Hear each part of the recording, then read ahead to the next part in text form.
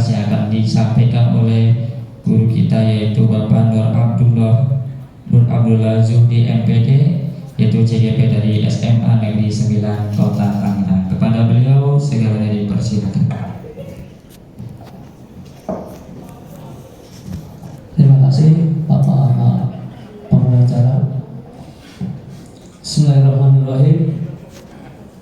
Assalamualaikum warahmatullahi wabarakatuh. Waalaikumsalam warahmatullahi wabarakatuh. Alhamdulillahirabbil alamin wassalatu wassalamu ala asyrofil anbiya'i wal mursalin wa ala alihi wa sahbihi ajmain. Amma ba'du.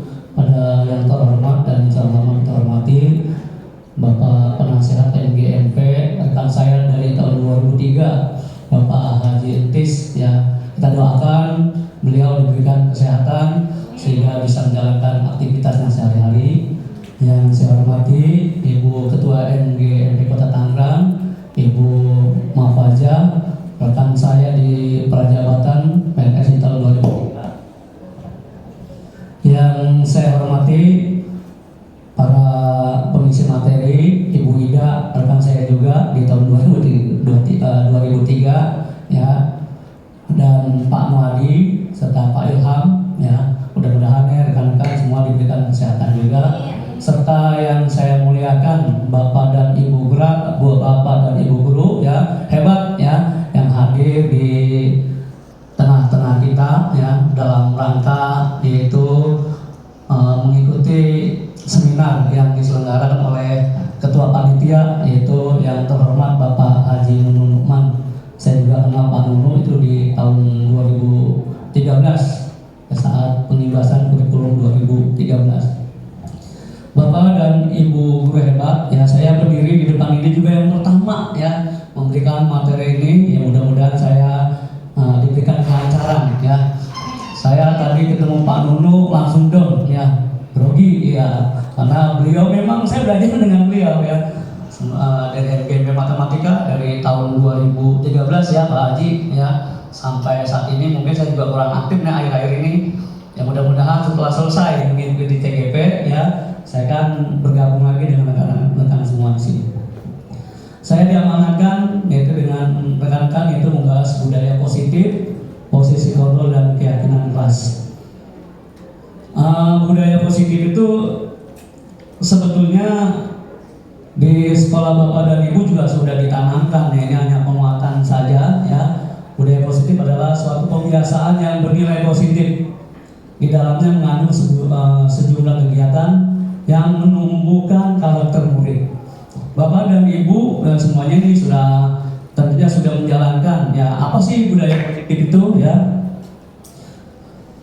yang kita tahu, yang kita pernah kita laksanakan di sekolah-sekolah, yaitu budaya positif seperti literasi, ya, membaca Quran atau kitab suci. Ini semua sekolah saya sudah yakin ini melaksanakan, yaitu pembacaan literasi kitab suci, khususnya yang Islam adalah baca Al-Quran, yang non-Muslim dengan kitab sucinya masing-masing. Ini tentunya tercermin dengan profil pelajar Pancasila, yaitu dimensi yang pertama, beriman dan bertakwa kepada Tuhan yang Maha Kuasa, ya, berakhlak mulia. Ya, tentunya budaya positif ini tujuannya adalah agar anak menuju profil pelajar Pancasila. Ada berapa dimensi? Mungkin ada yang sudah paham? Ada 6 dimensi. Yang pertama adalah beriman dan bertakwa kepada Tuhan yang Maha Kuasa. Yang kedua adalah berkebinekaan global. Yang ketiga adalah bergotong royong. Yang keempat adalah mandiri. Yang kelima kreatif dan bernalar kritis. Ya, ini adalah cerminan yang akan ditanamkan agar ya budaya positif ini mencerminkan ke profil pelajar Pancasila.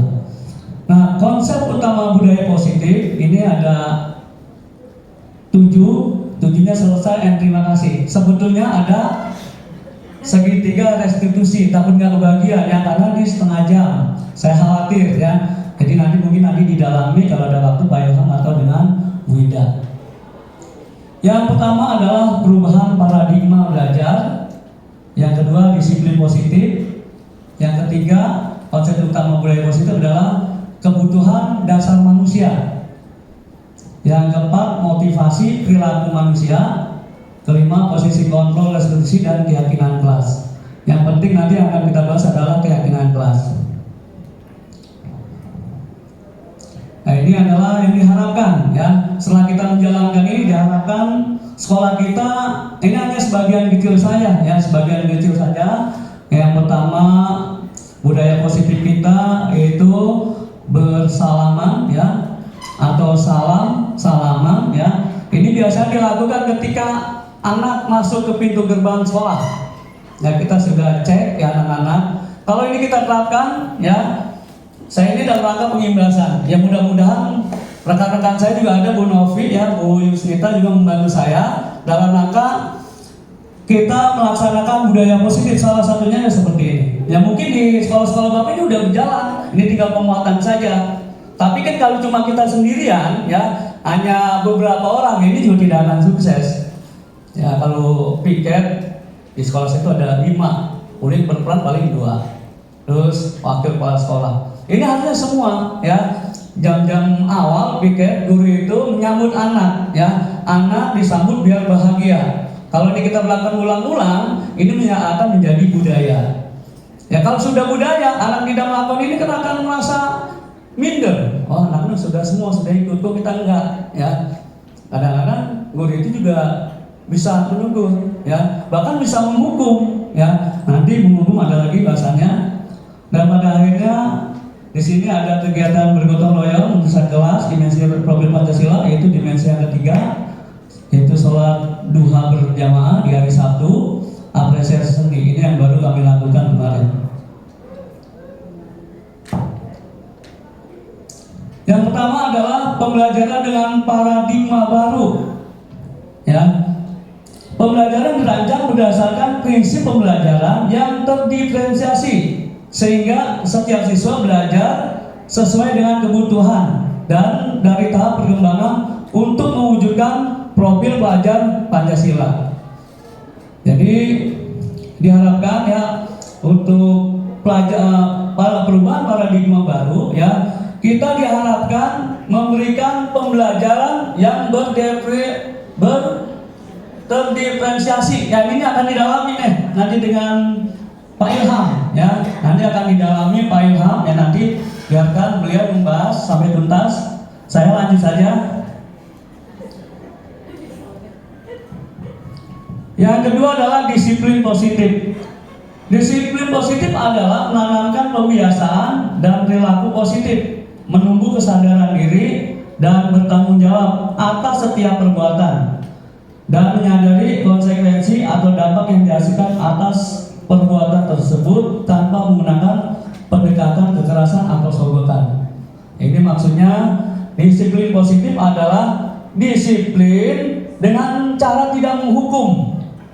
Nah sekarang Bapak dan Ibu, masih adakah ketika anak melanggar disiplin, Bapak dan Ibu itu menghukum? Ya, menurut KHD ya, kita tidak boleh menghukum anak ya. Kita mencari tahu anak, kenapa anak itu melakukan pelanggaran.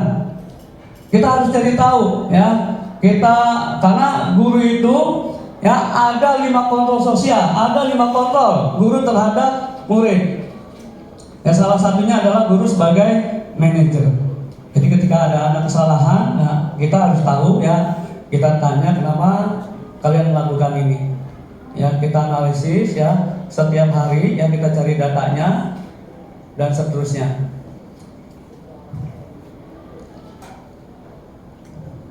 Nah ini salah satunya. Nah disiplin positif ya, dalam budaya kita makna kata disiplin dimaknai menjadi sesuatu yang dilakukan orang lain untuk mendapatkan kepatuhan dan kecenderungan menghubungkan kata disiplin dengan ketidaknyamanan.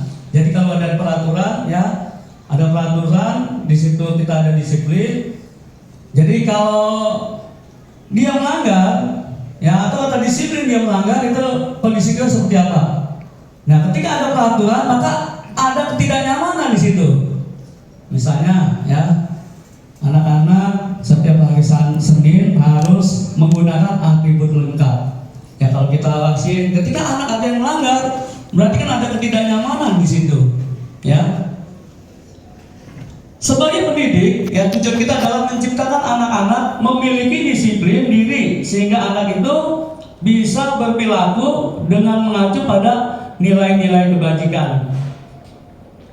Jadi nilai-nilai kebajikan harus kita tanamkan, banyak sekali nilai-nilai kebajikan di situ ya. Artinya dia harus datang tepat waktu ya.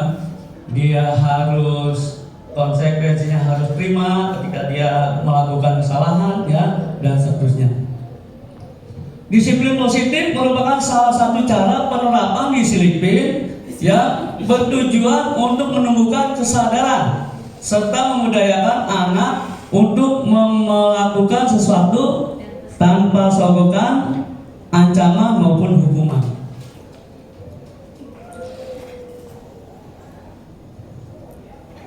Ini yang berikutnya untuk menanamkan budaya positif ya, ini salah satunya adalah ada kebutuhan dasar manusia.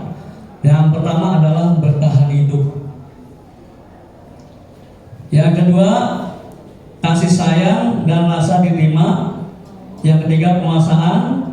Yang keempat, kebebasan. Dan yang kelima adalah kesenangan. Saya ambil contoh di sini. Nah, ini ada kasus ya. Muria adalah guru 10A di SMA Unggul, sedang bingung menghadapi ulah salah satu murid di kelasnya yang bernama Agus. Beberapa anaknya telah datang dan mengeluhkan yang seringkali meminta bekal makan siang mereka dengan paksa. Jika Anda menghadapi situasi seperti ini, seperti Ibu Ria, apa yang Anda lakukan? Menurut Anda, apa alasan Pak Agus melakukan itu? Ya, ada anak nih, ya, namanya Agus. Kalau datang, kadang-kadang dia mau ambil aja makanan temennya. Nggak ngerti, pokoknya datang makan, ini ambil aja sama dia. Sehingga anak-anak ini ya menyampaikan pada Bu Ria. Nah, seandainya Bapak dan Ibu guru mendapatkan kasus seperti ini, apa yang Bapak Ibu lakukan? Saya minta pendapat Bapak. Seandainya Anda adalah Ibu Ria. Mungkin yang pertama kita cari tahu dulu alasan Agus ini kenapa. Apa karena nggak dapat uang jajan dari orang tuanya, atau emang nyari perhatian ke temennya gitu, Pak. Ada lagi? Udah itu aja. Ini satu menurut siapa Pak? Saya belum kenal. Pak Hendrik ya. Menurut Pak Hendrik bisa aja nih si Agus nggak dapet bekal ya, dan bisa juga mencari perhatian sama temennya ya, seperti itu. Saya mau tanya lagi nih kepada Bu Yusnita ya, jika Anda adalah sebagai Ibu Ria. Kalau saya sebagai Bu Ria melihat si Agus seperti itu, dia seringkali meminta bekal makan siang mereka dengan paksa. Bisa jadi itu memang sudah karakternya siswa tersebut yang sudah sering berulang tapi tidak dilakukan peneguran. Jadi oleh guru sebelumnya atau siapapun itu, jadi perilaku tersebut terjadi secara berulang dan dia merasa biasa aja, padahal hal itu mengganggu teman-teman yang lainnya. Terima kasih ya. Ini adalah kebiasaan ya, karena dia mintanya secara berulang-ulang ya, dan bu gurunya tidak menegur. Ya Bu Ria emang sabar nih. Saya mau minta pendapat, nah rekan saya nih, Pak Budi ya, sering ledek saya dia nih. Pak Budi. Terima kasih. Nah, kalau bagi saya sebelum disuruh menjawab, saya balik tanya dulu kepada apa yang membuat tulisan ini. Kan tadi itu ada Bu Ria. Pada saat anak minta itu Bu Ria ada di situ tidak? Ya kan harus tahu dong. Kayaknya ada Bu Ria tidak di situ. Kalau ada, kenapa didiamkan? Kenapa sampai berulang kali? Gitu. Jawab dulu tolong, ada Bu Ria nggak di situ? Misalnya ada Bu Ria yang pertama. Oh Yang kedua tidak ada Buria. Nah, ada lagi. Ada beberapa kemungkinan. Yang pertama, kalau ada di situ, kalau di situ ada buriar, ya kan, anak minta kan, saya balik tanya lagi, pada saat istirahat atau pada saat belajar, ya kan, betul nggak? Ini bisa terus berjalan. Senyum panjang. Salah nanya. Salah nanya saya. Enggak apa-apa.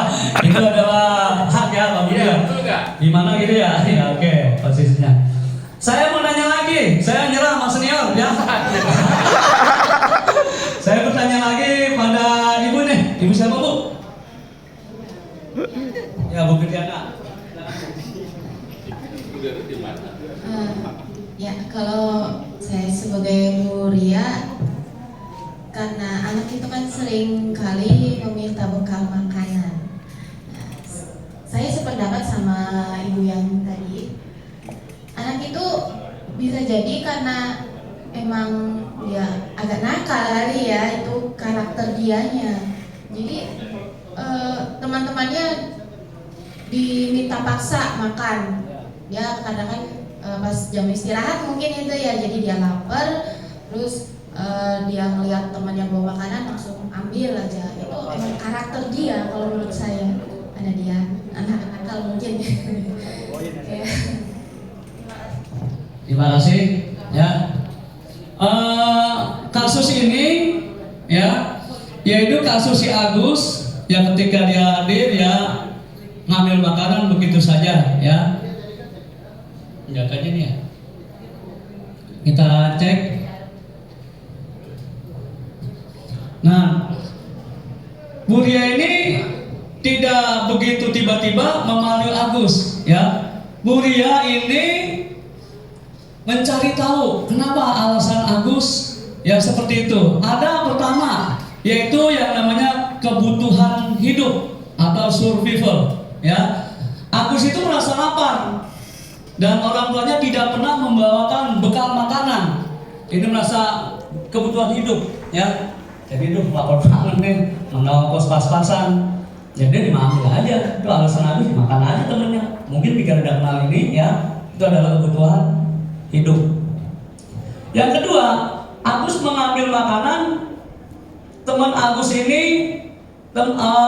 Agus ingin menjadi perhatian teman-temannya, ya, yaitu Agus ingin diperhatikan, yaitu love and belonging, yang merasa cinta ya dan sayang. Jadi merasa butuh perhatian.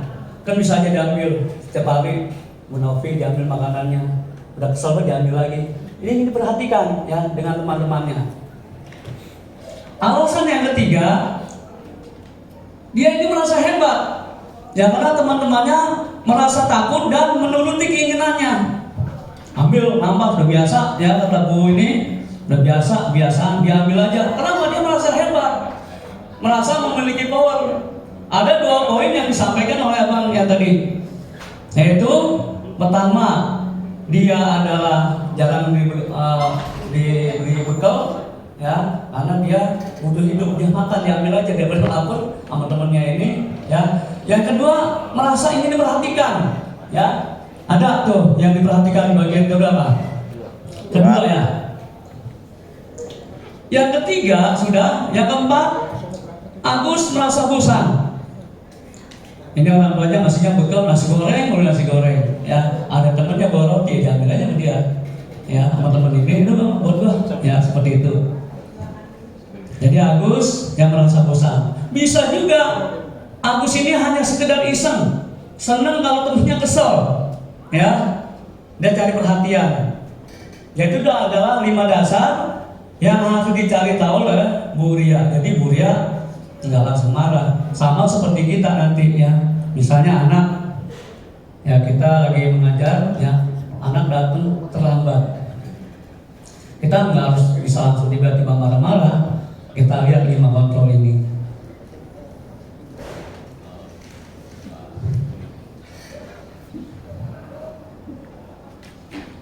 Ya, ini salah satu yang menanamkan budaya positif ya.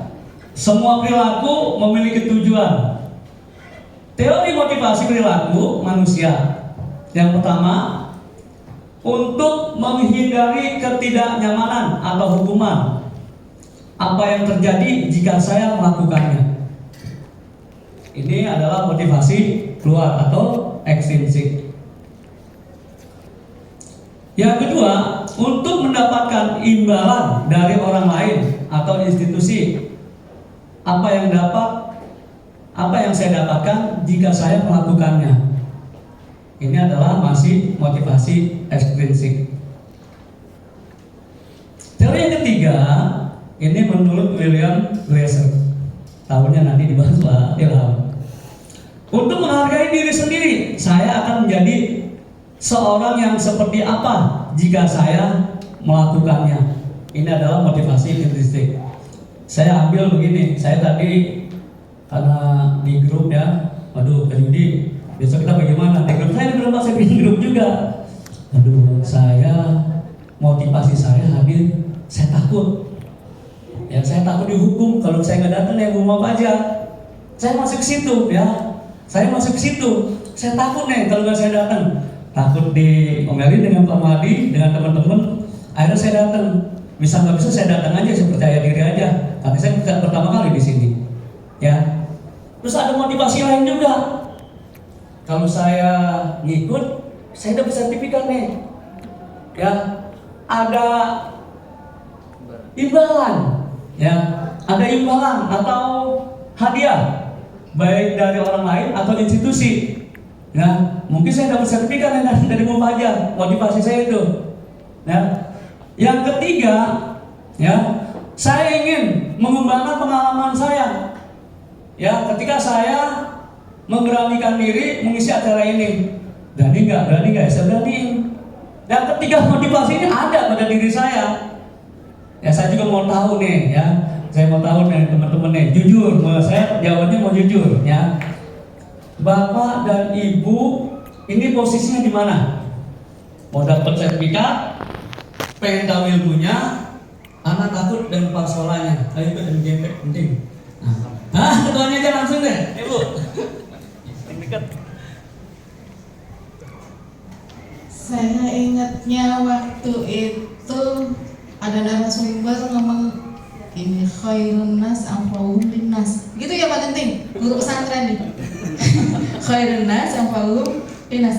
Jadi sebaik-baik manusia ada yang bermanfaat bagi manusia yang lainnya. Saya ingin menjadi bermanfaat. Udah gak mikir apa-apa lagi. Ikhlas dong ya.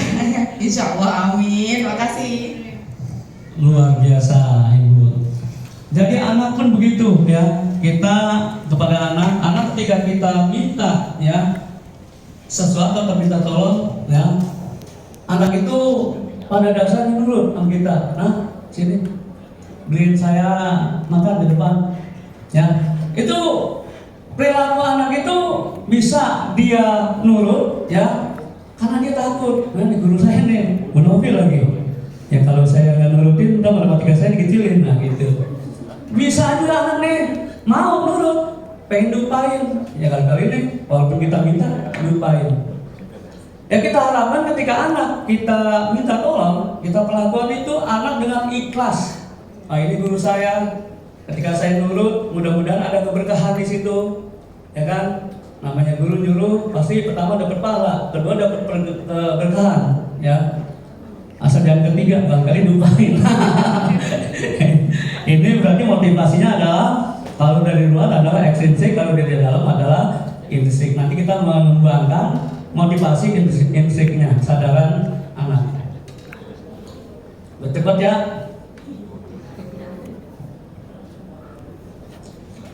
Posisi kontrol restitusi. Ini adalah posisi kontrol guru terhadap anak. Biasanya posisi kita adanya di mana? Ya, pertama, guru itu sifatnya kontrolnya adalah penghukum. Nah, sini.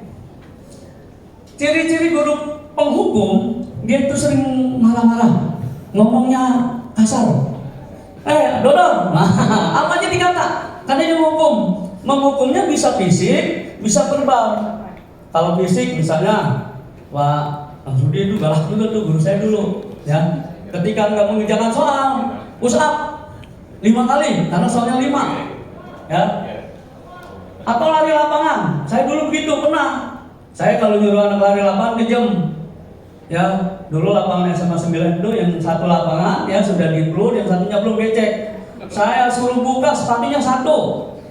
Yang satu doang. Tahu kakinya kagak, mana becek-becek kalau sekolah aja udah, tapi anak nurut semua. Nggak ada yang marah dan nggak ada yang komplain. Aduh betul sekarang mah habis kita. Tangkap urusannya. Semuanya ya. Saya ngikuti teman saya juga dulu. Kayaknya hukum enak-enak banget di sini. Udah galak-galak mana ya gurunya seperti itu. Ciri-ciri penghukum guru, dia itu mentak-mentak siswa. Kamu nggak ngerjain PR, ya besok awas nggak ngerjain lagi, diancem. Ada nggak kira-kira yang sekarang gue seperti itu, Pak Budi? Kalau anaknya nggak ngerjain PR, diancem nggak? Dulu saya mah nggak pernah marah-marah seperti itu, cuman kenapa nggak bisa? Alasannya kenapa? Kan sekarang anak banyak alasan ya. Luar biasa, iya. Kenapa nggak bisa? Jangan diancem. Cuma perhatikan atau apa? Kadang-kadang Saya izin dulu ya, aduh.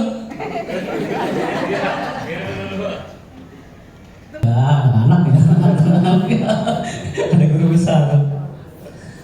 Yang kedua, pembuat rasa bersalah. Kalau guru sudah merasa bersalah pada anaknya nih agak sedikit repot ya. Karena kamu lagi, ibu mau udah nyerah dah mau kamu, susah banget dikasih tahunya. PR kemarin kagak, sekarang kagak. Bagaimana nanti kalau orang tua kamu udah capek-capek emak kamu ngasih duit, kasih 10.000 ogah, maunya 50.000. Ya kamu masih begini-begini aja udah pusing saya. Ini namanya guru merasa bersalah yang diakibatkan kepada anak, ya. Anak ini menjadi lemah, ya. Mentalnya jatuh karena gurunya udah merasa menyerah. Ya sudah merasa bersalah. Ini bisa mengganggu kejiwaan anak. Ya, anak ini bisa terganggu karena merasa berdosa dengan gurunya. Kalau yang pertama, anak itu masih balas dendam, dimarah-marahin, entar lo, ya ngancem. Ya, anak sekarang ngancem. Kalau anak dulu enggak, bikin digalakin, bikin pintar, bikin sukses. Ini salah satu digalakin ya saya tahu nih. Begitu. Kalau pengumum anak kalau zaman sekarang bisa dendam. Sekarang saya tanya dengan bapak dan ibu, ada nggak yang masih ingat dengan gurunya karena domelin? Enggak. Saya menanya bener jujur nih, ya. Saya mau nanya nih ibu apa bu? Kita kembali ke pertama dulu. Pernah ingat nggak dengan gurunya yang ngomelin ibu?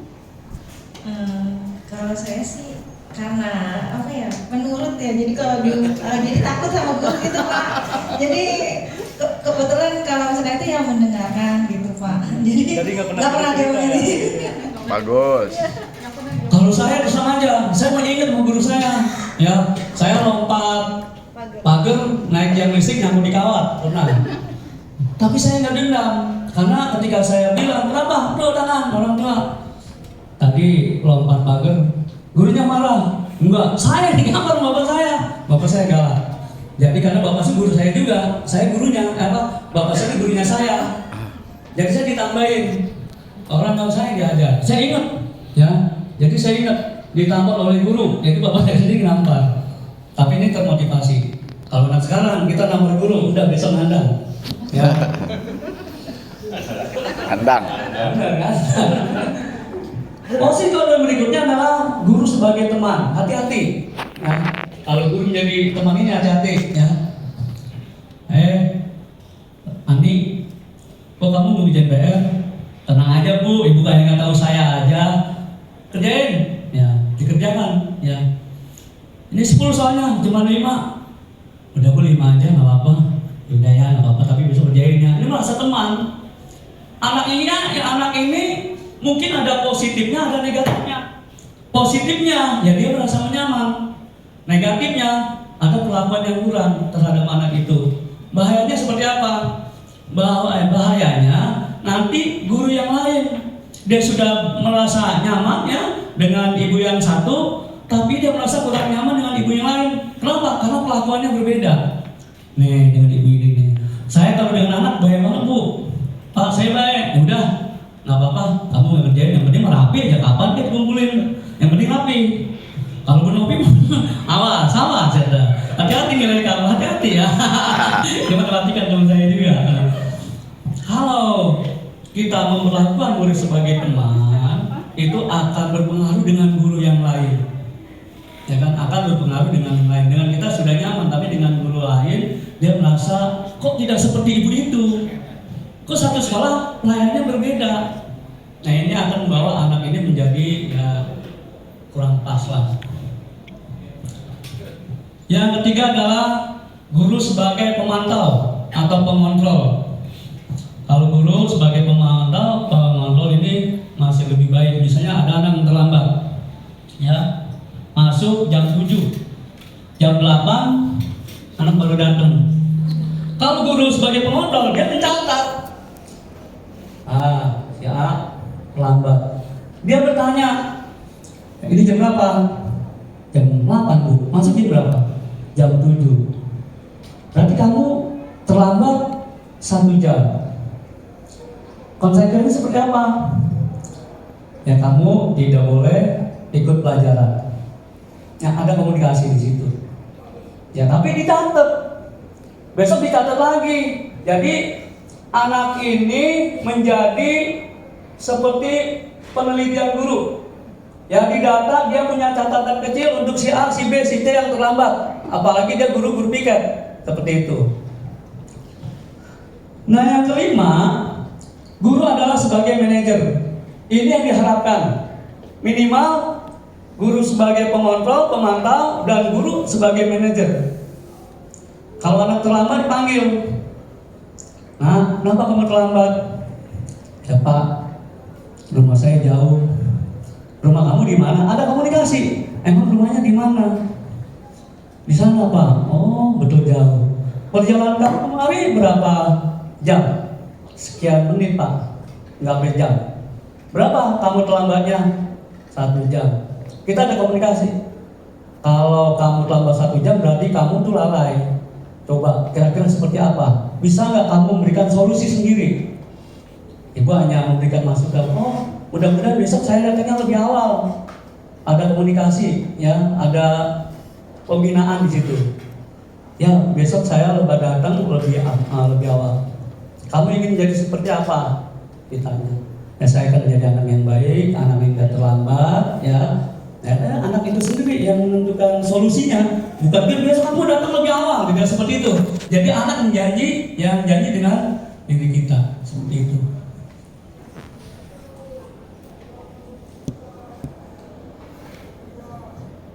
Nah ini ditegaskan lagi ya, sebagai manajer, apakah kamu tahu kesalahannya? Ditanya kira-kira bagaimana kamu akan memperbaiki kesalahan ini dan seterusnya. Bapak saya sudah bahas. Yang sebagai teman tadi adalah tertib, buat ibu guru bangga, kali tidak apa-apa kamu salah. Ya ada komunikasi, kayaknya teman banget ya, tidak apa-apa kamu salah. Seperti itu. Yang berikutnya, keyakinan kelas. Ya ini paling penting ya. Keyakinan kelas. Mengapa keyakinan kelas? Mengapa tidak peraturan kelas saja? Saya ambil perumpamaan mengapa kita memiliki peraturan menggunakan helm saat mengendarai kendaraan roda 2 atau motor. Mengapa kita memiliki peraturan menggunakan masker dan mencuci tangan setiap saat? Nah, kita tertib ya berkendara menggunakan helm. Kenapa? Ada polisi pakai helm.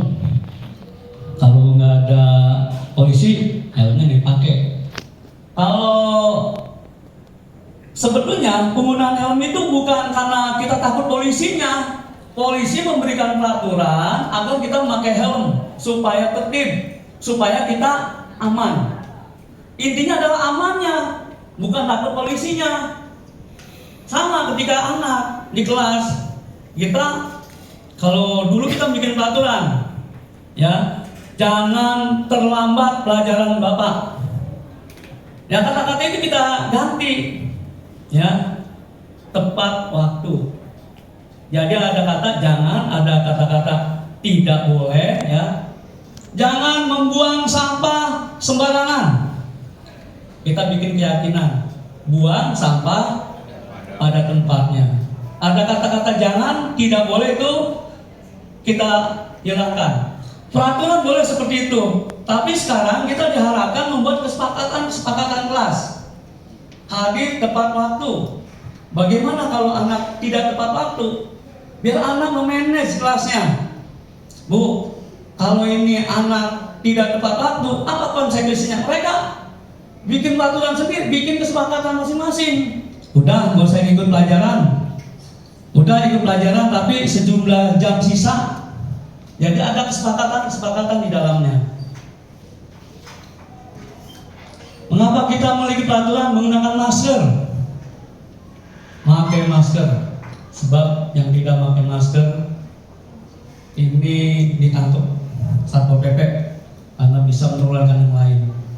Itu peraturannya. Tapi peraturan itu kita belum menjadi kesepakatan atau keyakinan kelas. Menggunakan masker dapat mencegah penyakit ya, supaya tidak tertular. Jadi situasi-situasi di kelas pun bisa kita buat seperti itu. Kita bikin keyakinan-keyakinan. Misalnya bapak dan ibu mau mengajar di kelas. Nah, keyakinan kemarin nampaknya udah 2 minggu. Kita ingatkan lagi. Kita bikin keyakinan yang baru. Pelajaran ibu tidak boleh fisik misalnya. Tidak boleh fisik, tidak boleh. Itu berarti peraturan. Sebaiknya tertib. Bikinlah anak lah, itu anak menyampaikan. Jadi keyakinan kelas, kesepakatan kelas itu bukan gurunya, dari anak untuk anak. Biar mereka berekspresi ya, biar mereka memberikan pendapat. Kalau perlu ditulis, ya di kertas, dikumpulkan, ditempel. Apa keyakinan-keyakinan dari 4 orang pasti yang sama. Nah, bikin kesepakatan atau keyakinan kelas tidak boleh terlalu banyak. Kenapa tidak boleh banyak? Nah, jawabannya abang ini. Tidak boleh terlalu banyak, mungkin biar nggak terlalu banyak yang dibikin juga Pak sama anaknya. Jadi misalnya tadi bikin keyakinan ada 10 yang sama nih, ya udah cukup 10, jangan lebih dari 10 kayak gitu ya. Luar biasa nih abang ya. Jadi keyakinan itu tidak boleh banyak agar mereka ingat, jangan lalu lupa. Jadi ketika anak-anak melanggar keyakinan atau melanggar kesepakatan, jadi anak ini ada konsekuensinya. Biar anak itu sendiri yang menentukan jalan kita.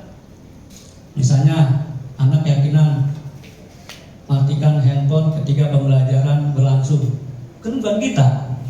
Ya, anak nanti ketika anak ada yang menyalakan handphone, konsekuensi anak udah bikin. Ya, apa-apanya dipegang guru, ya, atau pegang pak guru. Ketika kita pegang, kita nggak ada masalah, ya. Coba kalau kita bikin peraturan, HP-nya dipegang, nggak lama juga temannya nelpon. HP anak saya cuma nelpon susah. Tapi kalau dari itu keyakinan dia menentukan, ya kita tinggal ini peraturan anak itu sendiri, bukan kita, ya kita akan aman. Kalau ini kita lanjutkan, ya, ini nanti akan terbentuk budaya positif, karena disiplin positif setelah diterapkan dari anak-anak ya. Jadi kita guru sendiri itu udah nggak usah repot bikin peraturan, kamu nggak boleh bawa ini, kamu nggak boleh begini, nggak boleh itu, jangan begini. Kita bikin kesepakatan kelas.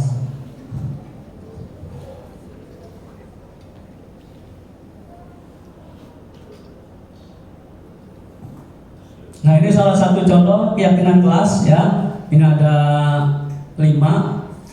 Ada 6 keyakinan atau kesepakatan kelas ini yang bikin anak-anak. Dari anak-anak misalnya ada 40, mungkin disimpulkan ya ada yang sama menjadi seperti ini. Kalau memang masih terlalu banyak ya jangan banyak-banyak, paling 6 atau sekira-kira anak itu bisa mengingat. Apakah permanen? Tidak permanen. Setiap guru boleh berbeda-beda peraturannya. Setiap pelajaran yang baru pun boleh kita ganti, bahkan boleh setiap hari. Ketika kita belajar, kenapa? Kita mengingatkan. Kalau ini kesepakatan atau keyakinan kelas 10A, bertanggung jawab mengerjakan tugas piket. Ternyata kelas kotor, ya kita tinggal cek. Nah, ini kelas kotor. Iya Bu, apa keyakinan kamu? Ya, kalau kelas kotor, ibu nggak melanjutkan pembelajaran, biar kami dulu bersihin. Akan muncul kesadaran dari anak itu sendiri. Kalau ini kita melakukan berulang-ulang, ya, anak melakukan berulang-ulang, ini akan menjadi budaya di sekolah itu. Ya mungkin dari sekolah bapak, sekolah ibu ini sudah ada yang berjalan. Ya cuma kan, ya kita nggak tahu apa berjalannya secara menyeluruh, apa baru sebagian-bagian kelas saja. Ya mungkin ibu ini rajin, ibu si A rajin di kelas itu. Di kelas itu udah menjadi budaya. Oh yang lain mirip, Bu Nunung misalnya. Itu kayaknya kelasnya rapi amat, bersih, amannya itu ikut rapi. Nah saling melihat. Nah kalau sudah kesadarannya semua terjalin, seluruh wali kelas, bahkan guru sudah bergerak, ini akan menjadi budaya positif. Awalnya dari disiplin positif, dari kesepakatan kelas. Nah, contoh yang lain, selalu menjaga kebersihan dan keindahan, mengerjakan tugas dengan sungguh-sungguh, disiplin waktu, saling menghormati sesama. Terus yang kesepakatan berikutnya, mengamalkan ajaran agama dan seterusnya, bebas apa saja, ya. Silakan anak maunya seperti apa, yang penting jangan kita hanya memberikan motivasi buat anak-anak agar anak-anak ya tumbuh menjadi berbudaya di sekolah itu. Kalau budayanya sudah berjalan, budaya literasinya sudah berjalan, ya itu akan muncul sekolah kita menjadi sekolah yang diharapkan, yaitu menuju profil pelajar Pancasila. 6 dimensi akan terpenuhi. Kalau sudah 6 dimensi terpenuhi, berarti tujuan pendidikan nasional sudah tercapai. Tujuan pemerintah kan agar anak bisa berhasil ya sesuai dengan profil pelajar Pancasila. Habis. Ya demikian Bapak dan Ibu, mohon maaf penyampaian saya awal tentunya memang tidak maksimal. Ini juga berani begini Pak di CGP Pak. Ya pas CGP dipaksa satu-satu ngomong, dia CGP begitu doang. Saya memegang mulut ya, memegang mulut, tugasnya banyak banget lagi. Ada jenderal tuh Pak Madi yang support saya. Saya CGP paling tua Bu. Saya cerita dikit boleh ya? Saya CGP yang paling tua. Jadi saya sebenarnya nemenin temen. Bu Alina minta mengikut, udah, gue udah males. Saya nggak mau, nggak bakal ini. Udah temenin aja. Saya kasih temenin, paling kagak lulus. Saya ngikut aja. Ternyata kalau memang saya ngikut nyata-nyata dong, saya nggak plagiat, ternyata lulus. Kalau yang mungkin ya yang tidak lulus ya memang nggak percaya diri. Saya mau udah lepas aja, mau lulus kayak agak ikut saya ikut aja. Saya juga terpintas juga. Ini memotivasi Pak Jenis ya. Katanya kalau ngikut ini bisa ada tiket menjadi kepala sekolah. Semangatnya dikit doang, nggak berharap banyak, ya dikit doang. Sampai di wawancara ada 2 profesor, ya asesor di situ mewawancari saya. Kalau yang lain 2 jam, saya 2 jam setengah. Saya tidak pernah bercerita tentang pendidikan, nggak pernah. Saya bercerita tentang lingkungan. Karena apa? Saya PRT, saya ketua forum RT. Apa yang Bapak bangun? Organisasi sangat banyak. Ketika ada pemuda, saya ada di situ. Saya jadi ketua. Saya cuma jawab begitu doang. Apa hal yang terbesar Anda lakukan di sekolah? Nggak ada Pak. Anak saya guru biasa. Kalau tugas kan ada SK-nya. Apa hal yang terkecil yang Anda lakukan? Ya banyak. Saya jawab aja lah. Sukses terbesar adalah saya wali kelas Pak. Anak-anak pada naik, udah berhasil saya. Anak-anak pada naik semua. Yang nggak naik saya berdoa naik, saya menang naik Pak. Jadi saya tidak main-mainin ya. Seperti itu pengalaman saya. Kirain enak ikut CGP. Ampun Pak, ya. Tidak dong. Saya telepon jam 2 aja nyaut. Bu udah tidur belum? Ngapain? Modul 1-3, kerjaan modul. Apa Pak? Kirain udah, di sana suruh maju mulu, begini mulu deh. Maju ya udah lah, nggak apa-apa. Ikut aja Pak Jentis. Ya ini istrinya yang bikin susah kita nih. Ayo cepetan. Ya nggak usah cepet Bu, ada teorinya. Besok dikumpulin. Iya, saya sering sharing. Ya, sering sharing, akhirnya dikit-dikit saya nikmatin aja Pak Haji, saya nikmatin. Bahkan ketika perpisahan di ini online, udah Bu, kalau teman-teman semua ini lulus, tapi kalau ada satu guru CKB di jalur saya korbankan, saya minta nggak lulus Pak Haji, korbanan saya. Janganlah Pak Juni dibagi 2, jangan nggak lulus, nanti nggak bisa ngikut lagi. Ini sharing aja Bapak Ibu ya. Jadi alhamdulillah saya bergabung dengan NGMP dengan Pak Jendis, saya bisa seperti ini ya, dikit-dikit saya belajar ya dengan Pak Jinunu yang tadi saya aktif pas kemarin-kemarin nih ikut CGP hampir 1 tahun sih, walaupun hampir 1 tahun baru aktif. Saya kurang aktif di Growing juga dengan teman-teman, saya belum bisa ikut sampai dulu pengumuman dulu saya juga tidak hadir. Doain ya rekan-rekan, setelah ini selesai saya akan aktif lah. Kali ini Punopi, Bu Yusita yang saya Growing, Pak ini lihat MGP biar rame loh, alhamdulillah pada ngikut. Bu LP izin karena memang padat Pak, dipadatkan ya.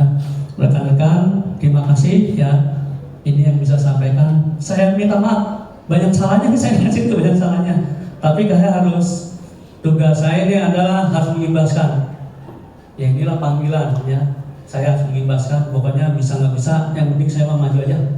Masalah nanti bagaimana urusan belakangan, yang penting saya bisa ketemu teman-teman.